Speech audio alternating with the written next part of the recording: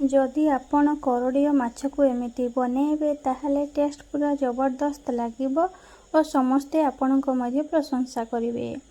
सेथिपई मु एठी नै जाईछि काटिकी पियाज, कंचा लंका, करडी, धनिया पत्र और टमाटो। तापरे मु एठी धोईकी रखी नेछि छोट चुना माछ।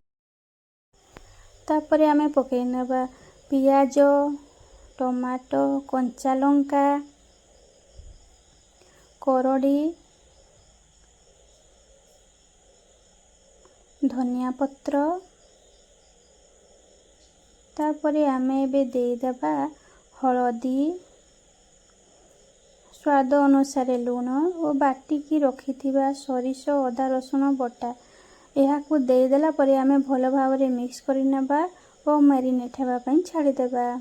किछि समय परे आमे गोटे चुली रे गोटे तावा नै जिबा। तावा रे किछि तेल देई देबा।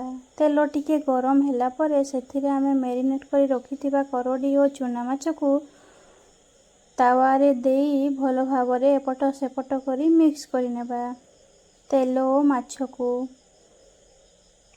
तापरे आमे एसबु को पतला करी भलो भावरे स्प्रेड करि नेबा जेमिति माछ आमर भलो भावरे सिझिबो। आउ भजा भाजिला समय रे आपण याको बिल्कुल भी घोड़ेइबेनी। देखंतु केते सुंदर देखा जाउछि।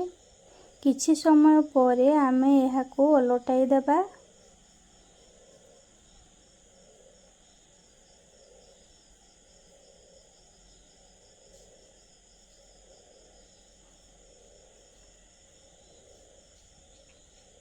यह खाइबा को बहुत टेस्टी लगी थाए। देखंतु पुणी आउ किछि समय परे आमे थरे ओलटाई थिले तापरे पुणी किछि समय परे आमे एमिति ओलटाई देबा। आपण एमिति 3 रु 4 थर ओलट पालट करिवे नहले माछ पड़ी जिवो।